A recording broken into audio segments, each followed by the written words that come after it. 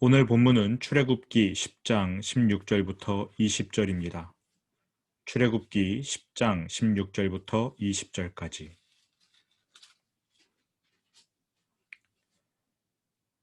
출애굽기 10장 16절부터 20절까지 합독하겠습니다. 바로가 모세와 아론을 급히 불러 이르되 내가 너희의 하나님 여호와와 너희에게 죄를 지었으니 바라건대 이번만 나의 죄를 용서하고 너희의 하나님 여호와께 구하여 이 죽음만은 내게서 떠나게 하라. 그가 바로에게서 나가서 여호와께 구하매 여호와께서 돌이켜 강렬한 서풍을 불게 하사 메뚜기를 홍해에 몰아 넣으시니 애굽 온 땅에 메뚜기가 하나도 남지 아니하니라.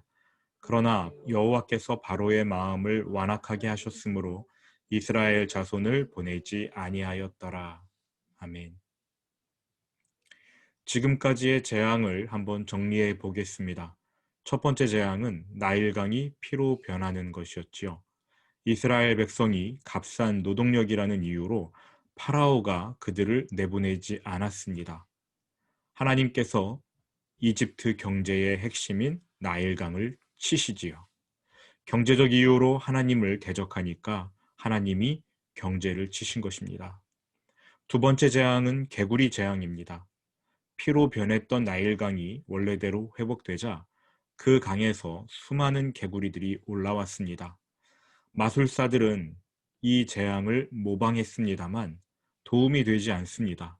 그래서 결국 파라오가 이스라엘을 보내주겠다고 약속을 하지요. 개구리를 쫓아주는 대가로 말입니다. 모세는 개구리를 쫓아냅니다만 개구리의 사체 썩는 냄새가 사라지자 파라오가 다시금 마음을 완악하게 합니다. 세 번째 재앙은 이 재앙입니다. 땅의 먼지가 티끌이 이로 변합니다. 이집트의 마술사들이 따라하려다가 못하고 처음으로 항복을 선언하지요. 이것은 하나님의 권능, 하나님의 손가락입니다. 성령님의 역사임을 인정합니다. 네 번째 재앙은 파리 재앙인데 이 파리는 풍뎅이 모양을 하고 있는 흡혈파리입니다.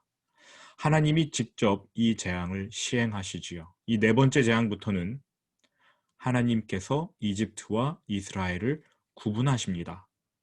이집트 온 땅이 파리로 인해 신음하지만 이스라엘 백성이 사는 고센 땅에는 파리가 없습니다. 한 번 더 파라오가 항복하지요. 파리를 없애주면 이스라엘 백성을 보내주겠다 이렇게 약속을 합니다. 다만 이집트 땅을 벗어나지는 말고 이집트 땅 안에서 하나님께 제사를 드려라.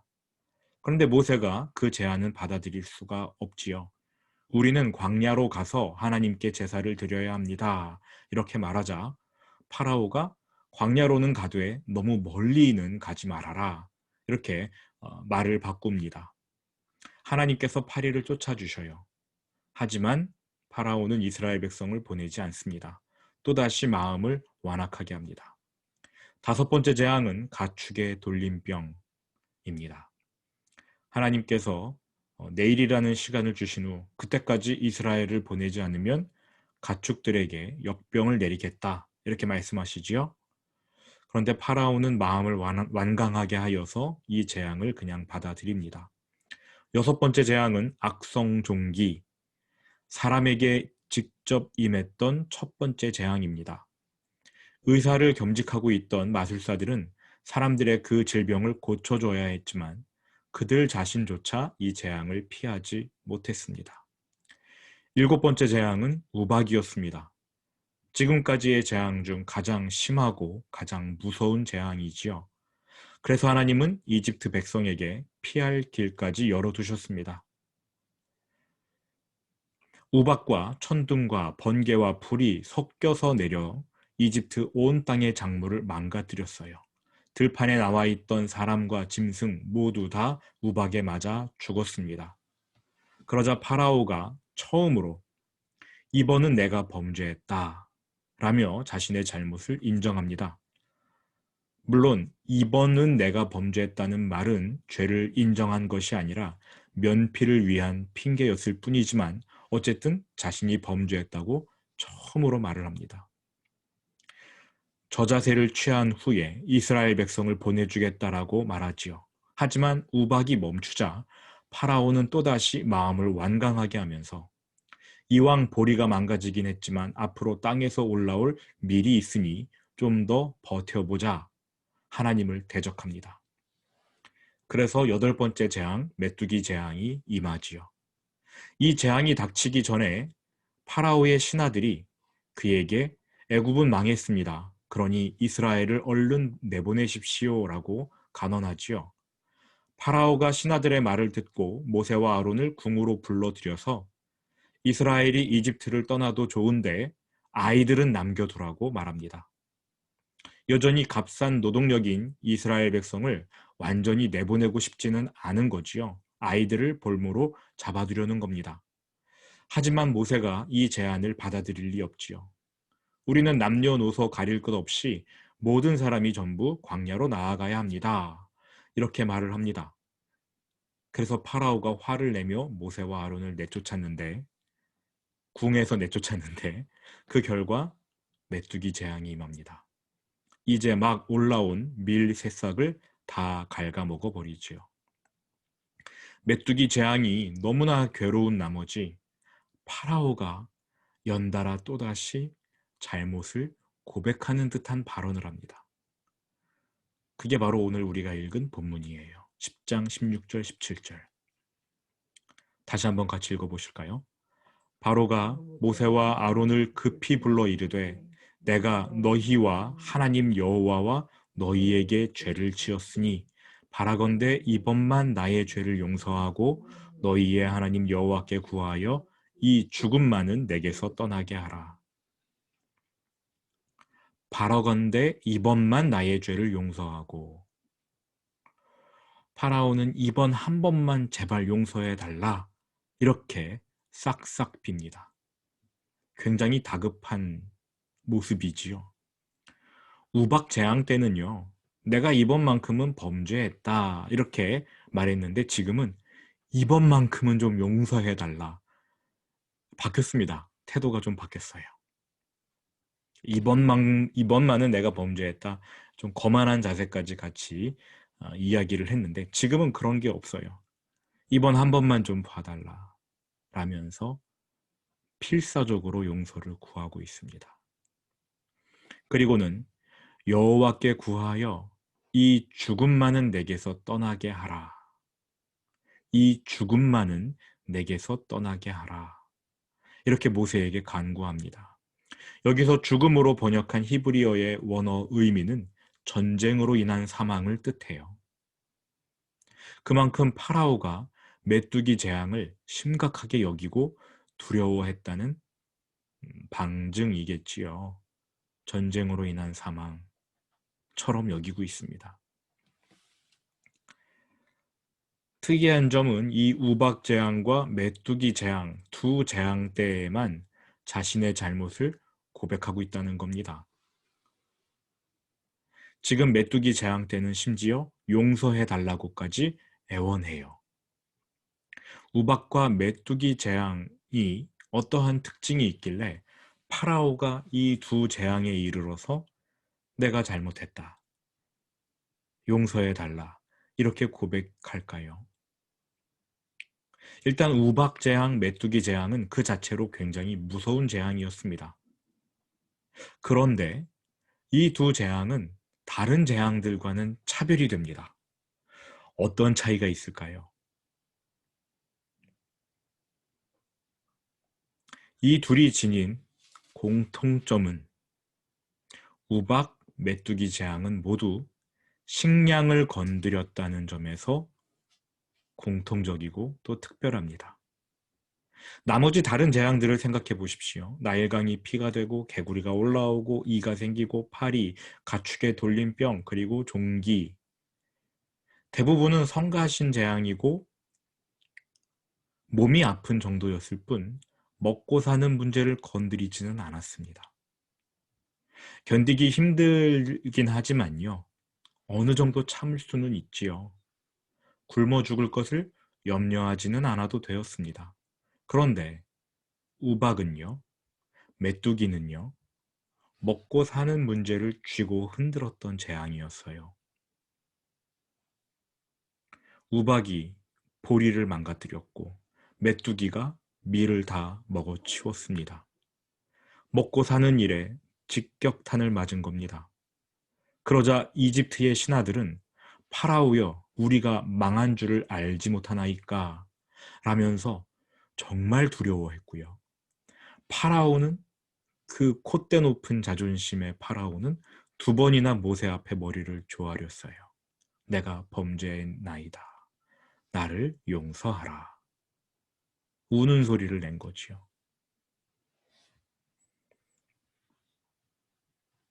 제3자의 입장에서 보면은 이집트 백성을 바라볼 때, 야, 이거 너무 안타깝다 싶겠지만, 그들은 하나님의 자녀가 아닙니다.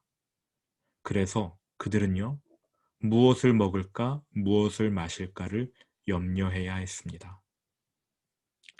반면 그 동일한 시간에 이집트 땅, 동일한 땅에서 살고 있지만 이스라엘 백성은 특별히 선한 것도 없고 특별히 뭘 잘한 것도 없지만 단지 하나님의 자녀라는 이유로 우박 재앙을 피했어요.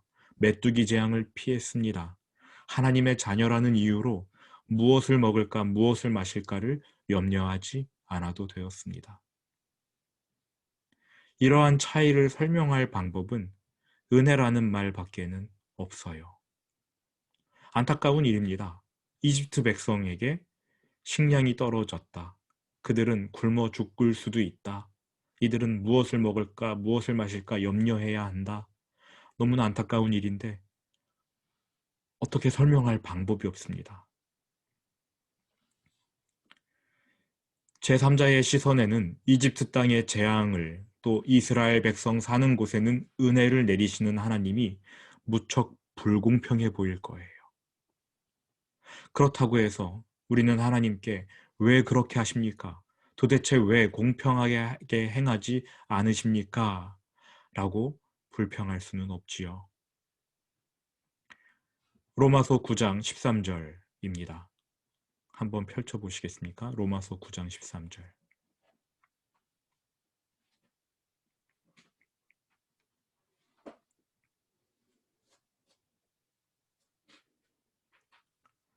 로마서 9장 13절.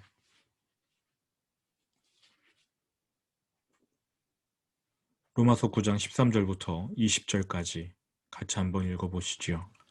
기록된 바 내가 야곱은 사랑하고 에서는 미워하였다 하심과 같으니라. 그런즉 우리가 무슨 말을 하리요? 하나님께 불의가 있느냐? 그럴 수 없느니라. 모세에게 이르시되 내가 긍휼히 여길 자를 긍휼히 여기고 불쌍히 여길 자를 불쌍히 여기리라 하셨으니 그런즉 원하는 자로 말미암음도 아니요 다른 박질하는 자로 말미암음도 아니요 오직 긍휼히 여기시는 하나님으로 말미암음이니라.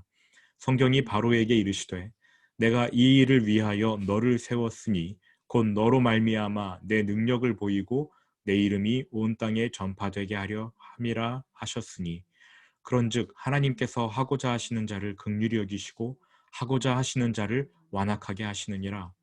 혹 내가 내게 말하기를 그러면 하나님이 어찌하여 허물하시느냐 누가 그 뜻을 대적하느냐 하리니 이 사람아 내가 누구이기에 감히 하나님께 반문하느냐 지음을 받은 물건이 지은 자에게 어찌 나를 이같이 만들었느냐 말하겠느냐.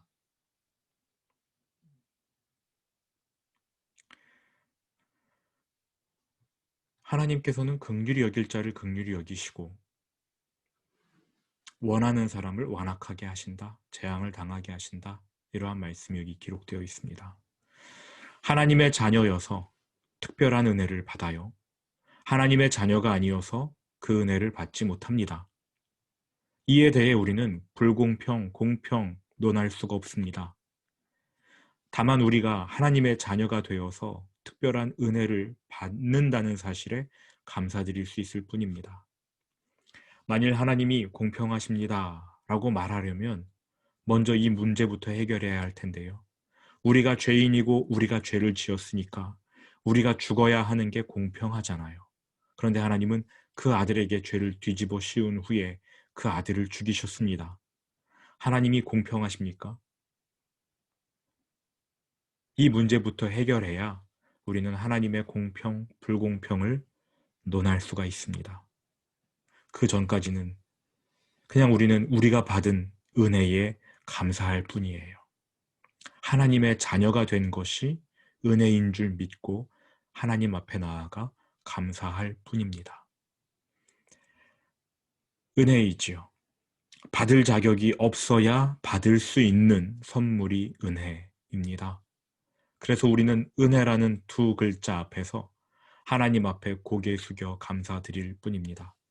굳이 뭔가를 해야 한다면 하나님이 예정해 두신 바 하나님의 자녀로 선택되었으나 아직 복음을 듣지 못해서 자신이 하나님의 자녀라는 사실을 깨닫지 못하는 사람들에게 예수님을 전하는 것, 그것뿐입니다. 원하는 자로 말미암음도 아니요 다른 박질하는 자로 말미암음도 아니요. 우리가 원한다고 해서 하나님께 선택받는 것도 아니고요. 열심히 다른 박질하고 노력한다고 해서 선택받는 게 아닙니다. 오직 긍휼히 여기시는 하나님으로 말미암음이니라. 하나님이 주권적으로 우리를 자녀로 선택하시는 거예요. 성경이 바로에게 이르시되 내가 이 일을 위하여 너를 세웠으니 곧 너로 말미암아 내 능력을 보이고 내 이름이 온 땅에 전파되게 하려 함이라 하셨으니, 파라오 같은 사람은 하나님의 능력을 나타내 보이기 위해 끝까지 완악한 마음을 견지해야 했던 겁니다. 그러한 용도로 하나님이 쓰시겠대요.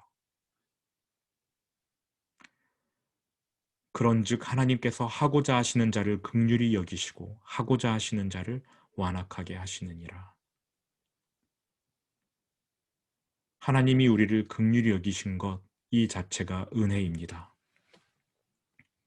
하나님께서 긍휼히 여기고자 선택하심으로 이스라엘 백성이 사는 땅에는 은혜가 임했고, 하나님께서 재앙을 내리고자 선택하심으로 파라오와 그의 백성이 사는 이집트 땅에는 재앙이 임했습니다. 이에 대해 우리는 왈가왈부할 수 없습니다. 하나님이 우리를 자녀 삼아 주셨어요. 이유가 무엇이냐 물으면 우리는 답할 수 없습니다. 모릅니다. 이게 정확한 답이에요.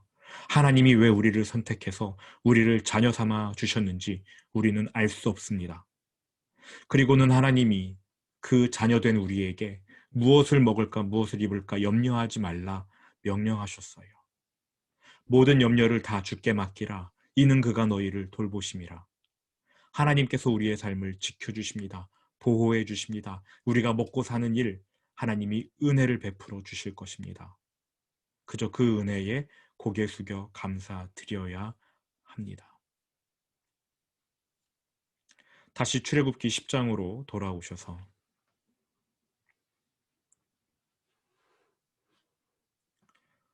18절 19절입니다. 같이 읽어보시지요.